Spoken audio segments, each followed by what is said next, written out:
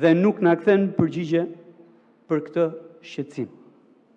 Që nuk dalim dot nga borxhet dhe kredit që kemi marrë në përbanka me respekt, filani në emër të gjithë fermerëve të Imshtes.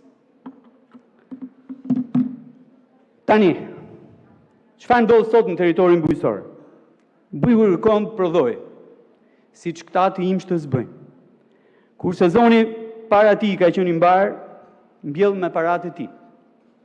Blejnë pute, shërbime, duke filluar nga punimi i tokës deri tek frezimi i saj, mallra që janë ushqyes edhe mbrojtës të bimës në fund edhe të prodhimit.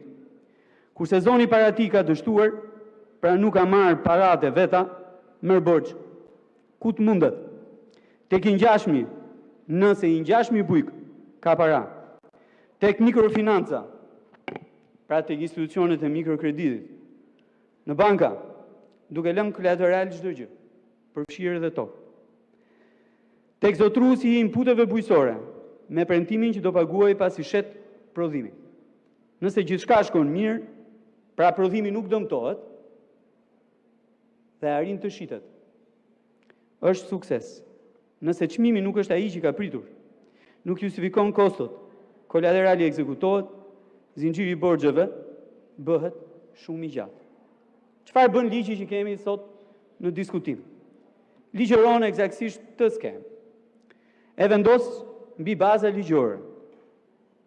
Aplikimi për dëftesë bëhet online, dëftesa merret online, dëftesa është e transferueshme dhe ekzekutueshme, mbi prodhimin e ardhshëm, të sigurueshëm, të financueshëm nga institucionet financiare dhe jo vetëm, me detyrim të qartë për kthimin e financimit, me interes të barabartë me normën efektive të një muaji më parë dhe natyrisht, dëftesa është titull ekzekutiv. Është një mundësi e mirë kjo, po është një instrument shumë i vlefshëm, për më tepër që po ndodh e gjen kudo në territor këtë skemë. Rasti më i mirë është kur financuesi i prodhimit bëhet zotruesi i inputeve bujqësore, që është edhe grumbullues, e kur për çmimin bie dakord mes tyre. Çmimi është thelbi i ligjshëm në një transakcion formal. Por nëse nuk ka një çmim të mirë dhe formal, e gjitha dështon. Edhe në rastin që ne po e sankcionojmë sot me ligj. Dëftesa nuk rregullon këtë gjë. Nuk është çmim. Dhe as formalizim. Fatura fiskale po. Që të kemi një të tillë, duhet që kushtet fiskale ta favorizojnë këtë. Minimumi të VSH-ja jon nuk e favorizon as formalizimin, as ligjërimin, madje të VSH-ja jon ka bërë që abuzimi të jetë sundues në treg. Abuzimi në treg për te i faturës është thelbi.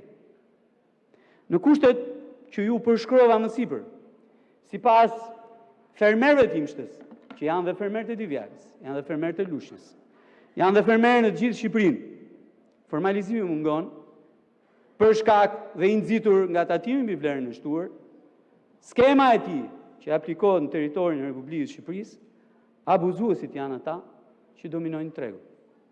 Çfarë po ndodh sot në Divjak me shalqinin që është fruti i momentit? Njerëz të paligjshëm, të palicencuar, të paregjistruar në organet fiskale, shkojnë tek bujku, shfrytëzojnë situatën e tij të vështirë, sepse shalqini nuk mund të rrijë në 40 gradë në fush, ka kohën e tij të pjekës, ndryshe dështon, dhe i imponojnë çmimin e tyre. Cili është çmimi sot? 6 lekë, 7 lekë. Cili është çmimi jo më larg se 300 metra nga këtu, në pikat e shitjes së frutave dhe perimeve? 30 lekë. 30 lekë. 5 herë më shtrenjtë. Prandaj, nëse duam të bëjmë diçka dhe të japim sukses kësaj skeme që po miratojmë sot me ligj, do duhet që ta nisim nga aja, nga sistemi fiskal që kemi për prodhimin bujqësor dhe për produktet bujqësore. Nëse s'bëjmë këtë, ky ligj ka dështuar që tani. e votojmë ne, se votojmë ne, është një histori tjetër. Po është i dështuar, eksaktësisht për këtë gjë. E dyta gjë që duhet bërë, dhe duhet bërë shumë qartë, duhet ndarë zotruesi i inputeve bujqësore, nga grumbulluesi, nga eksportuesi, dhe në fund fare edhe nga financuesi. Se në rastin kur zotruesi i inputeve bujqësore, apo grumbulluesi, apo eksportuesi, janë të tre bashkë, e në krahun tjetër janë dhe prodhues, siç është rasti i Imshës, me 200, me 300 hektarë, ajo do të ndodhë që shkruar këtu.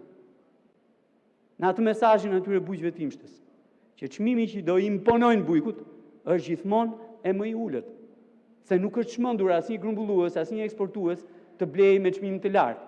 Jo, do të blejë me çmim të ulët për fituar gjithnjë më shumë. Shpreha që përdoret sot nga këta, nga ky grup i bërë bashkë në një, është shumë e thjeshtë. Do ta lësh shalqinin me këtë çmim, me 5 lek, me 6 lek, apo jo? Jo, e po ik pirdhu, më falni për shprehjen, ik pirdhu se nuk ta marr. Kjo është marrëdhënia tregtare sot atje në fusha. Kjo është marrëdhënia tregtare sot. Bëjmë mirë që ta ligjërojmë. Bëjmë mirë që ta legjitimojmë. Dhe ligjërimi, legjitimimi bëjnë atë që është themelore. Mbrojmë bujkun dhe mbrojmë prodhimin e tij. Asnjë dëftesë tregtare nuk do ta mbrojë bujkun nëse ne nuk rregullojmë tregun. Nuk rregullojmë sistemin fiskal dhe nuk mbrojmë bujqit nga fillimi, nga financimi i prodhimit të tij e deri në fund. Raste suksesi ka, por raste që ka nevojë të trajtohen për t'u zhbërë, sepse janë pjesa e abuzimit me bujkun, edhe me djersën edhe mundin e tij, patjetër që janë aty, duhen parë, duhen zhbërë sa më parë tjetër mundur me qëllim që bujqit marrin frymë. Faleminderit. Faleminderit, zonja Briseida Çakeri, përgatitet zoti Gerald Kapri.